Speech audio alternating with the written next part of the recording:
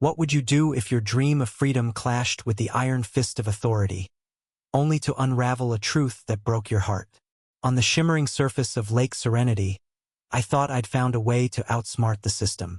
My name is Lucas Bennett, and this is the story of how a single night of rebellion turned into a lesson I'd carry forever. It was the summer of 2025, and Lake Serenity was our haven. Tucked away in a quiet corner of Oregon, its waters sparkled under the July sun, a mirror for dreams too big for the suburbs that surrounded it. My friends and I, Jada, Marcus, and Elena, had spent months planning the ultimate floating party. A barge 50 feet of decked-out freedom, complete with speakers, string lights, and a makeshift bar. We weren't just throwing a party, we were staking a claim. The local homeowners association, led by the infamous Karen Whitaker, had ruled our lives with petty fines and endless complaints. No loud music, no unapproved gatherings, no fun. But the lake was federal land beyond their reach, or so I thought. I'd done my homework. Months earlier, I'd secured a federal permit for a community recreational event on Lake Serenity, signed by none other than Regional Director Harold Grayson. It was my trump card, my middle finger to Karen and her clipboard-wielding minions. The permit was ironclad, and I checked every box. We were untouchable. The night of the party arrived, electric with anticipation. The barge glowed against the twilight, music pulsing across the water as 50 of us danced under the stars. Jada, with her infectious laugh, spun Elena in a mock waltz while Marcus manned the grill, flipping burgers with a grin. The air smelled of charcoal and freedom. For once, we weren't looking over our shoulders for Karen's disapproving glare. But Karen was watching. From the shore, her silhouette stood rigid, phone pressed to her ear. I saw the flashing lights before I heard the sirens. 2 police boats cut through the water, their red and blue beams slicing the night. The music died as Officer Ramirez, a stern man with a buzz cut, climbed aboard. "Lucas Bennett?" he called, his voice sharp. "You're in violation of local ordinances. This party's over." I held up the permit, my heart pounding but my voice steady. "Check this, officer. Federal permit, signed by Harold Grayson. This lake's under federal jurisdiction, not the HOA's." Ramirez scanned the document, his brow furrowing. The crowd held its breath. Then, to my relief, he nodded. "Looks legit. But I've got orders to shut this down until we confirm with Grayson." Karen's voice carried from the shore, shrill and triumphant. "I told you, officer. These kids think they're above the law." Her smugness was a blade, but I wasn't worried. I had the permit. I had Grayson's signature. I had one, or so I thought. As the cops radioed their station, a new figure emerged from the shadows of the shore. Not Karen, but a man in a flannel shirt, his face weathered but kind. He rowed out in a small boat, his movements slow, deliberate. When he reached us, he introduced himself as Tom Whitaker, Karen's husband. The crowd parted, curious. I'd never seen him before. Karen always acted like she ruled alone. "Lucas," Tom said, his voice soft but heavy. "Can we talk? Alone?" Something in his tone made my stomach twist. I followed him to the edge of the barge, away from the others. He looked out at the lake, his eyes reflecting the moonlight. "You've got guts, kid. That permit's real, isn't it?" "Damn right it is," I said, still riding the high of defiance.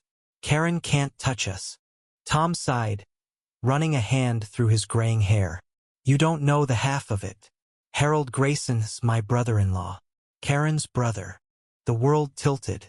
I gripped the railing, my mind racing. "What?" "Karen's been trying to control this lake for years," Tom said. "She's obsessed with order, with power. But Harold?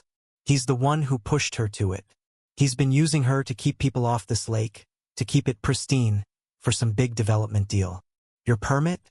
He probably signed it without reading it, thinking it was for one of his cronies. I stared at him, the pieces falling into place. The permit wasn't my victory, it was a fluke, a crack in their machine. But why was Tom telling me this? Why betray his wife? "Because I'm tired," he said, reading my thoughts. "Tired of her anger, her rules. tired of watching her hurt people to feel big. I thought you should know what you're up against. This isn't just about a party, Lucas. It's about a system that chews up people like you. Before I could respond, Ramirez's radio crackled. Grayson's on the line. He's revoking the permit. Says it was issued in error. The crowd gasped. Jada grabbed my arm, her eyes wide. What the hell, Lucas?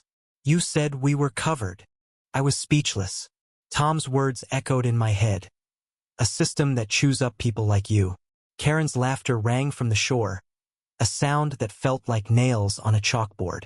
The cops began herding everyone off the barge, their flashlights cutting through the night like accusations. But I wasn't done. I turned to Tom, my voice low. If you're so tired of her, why stay? Why not fight back? He looked at me, his eyes glistening. Because she wasn't always like this.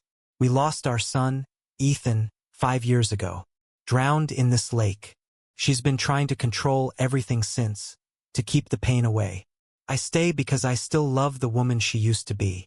The twist hit me like a punch. Karen, the tyrant, was a grieving mother. Her rules, her ratchet wasn't just about power. It was about loss, a wound that had festered into something ugly. I wanted to hate her, but suddenly, I couldn't. Not entirely. The party was over.